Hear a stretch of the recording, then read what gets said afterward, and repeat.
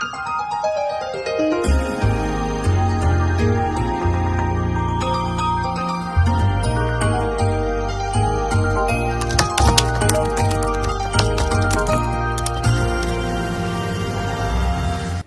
to another session of Mommy Teo Teaches Math.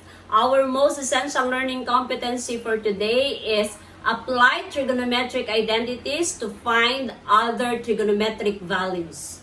Let us familiarize ourselves first with the different fundamental identities. Reciprocal identities. We have sine theta is equal to 1 over cosecant of theta. Same with, of course, cosecant of theta, that is equal to 1 over sine of theta. Number 2, cosine of theta is equal to 1 over secant theta. Same as secant of theta is equal to 1 over cosine theta. 3, tangent of theta is equal to 1 over cotangent of theta. Same as cotangent of theta is equal to 1 over tangent of theta. Ratio identities. We have tangent of theta is equal to sine theta over cosine of theta. Cotangent of theta is equal to cosine of theta over sine of theta. Next, squared identities, or sometimes they call it as Pythagorean identities. We have cosine squared of theta plus sine squared of theta is equal to 1. Number 2, 1 plus tangent squared of theta is equal to secant squared theta. Number 3, 1 plus cotangent squared of theta is equal to cosecant squared theta. And the last one, we have identities for negatives. Cosine of negative theta is equal to cos of theta. Sine negative theta is equal to negative sine. Number 3, we have tangent of negative theta is equal to negative tangent of theta. Example 1. Tangent of theta is equal to 3/4 and sine theta is less than 0. Find the other circular functions values of theta.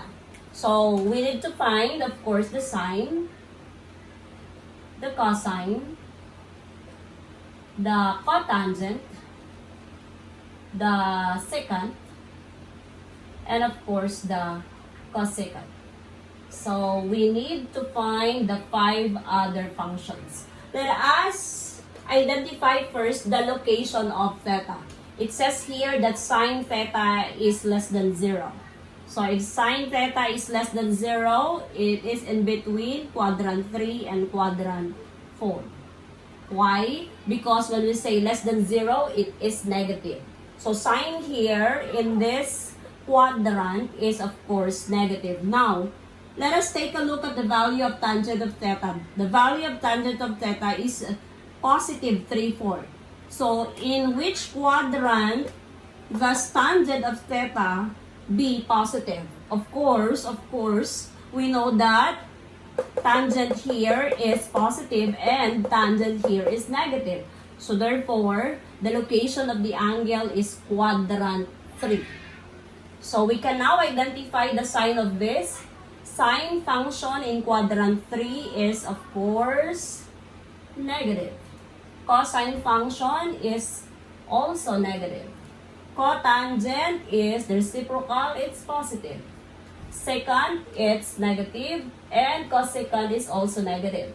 Since sine is the reciprocal of cosecant, and cosine is the reciprocal of secant, and cotangent is the reciprocal of. Let us now solve for these 5 other circular functions of theta. I will be using this identity, this one. That is 1 plus tangent squared of theta is equal to secant of theta. Why did I use it? It is because we have here tangent of theta. I can now find, of course, secant of theta. So this is 1 plus 3/4 squared is equal to secant squared theta. So this is 1 plus 9 over 16 is equal to secant squared theta. I can now simplify it. This is 16 plus 9 over 16. Cross multiply and then multiply this. This is secant squared theta. So this is 25 over 16 is equal to secant squared theta. Getting the square root. So our secant now of theta will be equal to 5 over 4. Now, this is 5 over 4. Again, do not mind the sign anymore because we have already identified the sign of each function in quadrant, of course, 3. So, the reciprocal of secant is, of course, cosine. So, therefore, this is 4 over 5. Okay. Now, what about sine? How am I going to solve for the sine function? So, for the sine function, I will be using this time, since I already have cosine, I will be using this time cosine squared theta plus sine squared theta is equal to 1. So, we have cosine, it's 4 over 5. Again, do not mind the sign anymore. This is sine squared of theta is equal to 1. I can now transpose this one to the other side. So that is sine squared theta is equal to 1 minus 4 over 5 squared. So this is sine squared theta is equal to 1 minus 16 over 25. So we have 25 minus 16 over 25. This is sine squared of theta.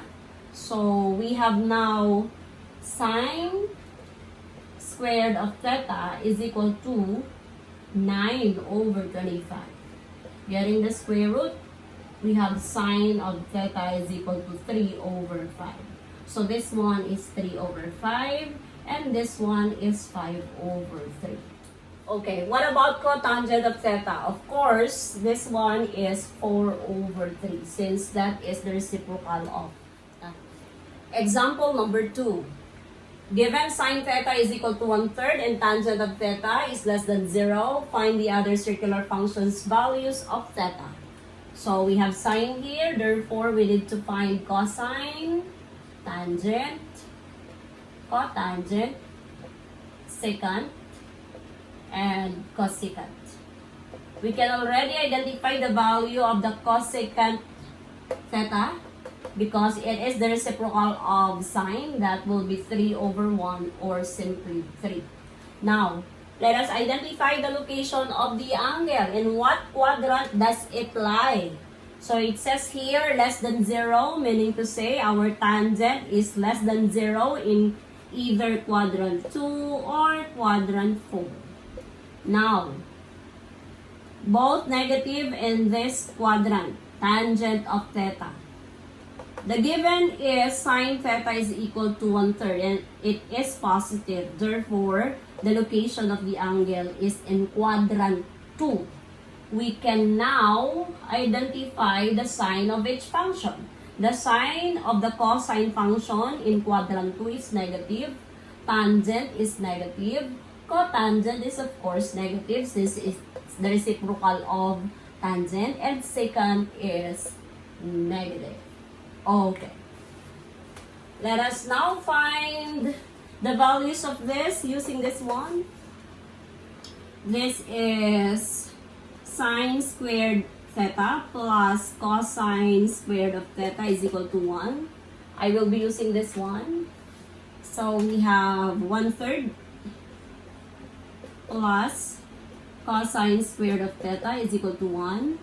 So this is cosine squared of theta is equal to 1 minus 1 over 3 squared. So this is cosine squared of theta is equal to 1 minus 1 over 9. Simplifying it, this is 9 minus 1 over 9. So this is cosine squared of theta. This is now equal to 8 over 9. So cosine squared of theta, getting the square root, we have here cosine theta is equal to 2 square root of 2 over 3. We know that square root of 8 is 4 times 2. Simplifying it, that is 2 square root of 2. So we have now value for cosine. So this is 2 square root of 2 over 3. We can now solve for the secant theta. So it's just the reciprocal of this. We'll not be considering the sign anymore since we have already identified the sign of each function. So this is 3 over 2 square root of 2. Rationalizing it. This is 3 square root of 2. This is 2 times 2.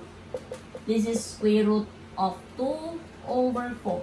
So we have 3 square root of 2 over 4. Now, for the tangent function, we will be using the ratio identity, that is sine of theta over cosine of theta. Our sine is 1/3. Our cosine is 2 square root of 2 over 3. Again, do not mind the sign anymore. This is now equal to, let's rationalize it.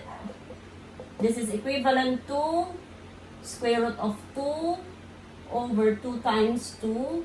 This is square root of 2 over 4. So it's square root of 2 over 4. And of course, for the cotangent, it's just the reciprocal. So this is 2 square root of 2.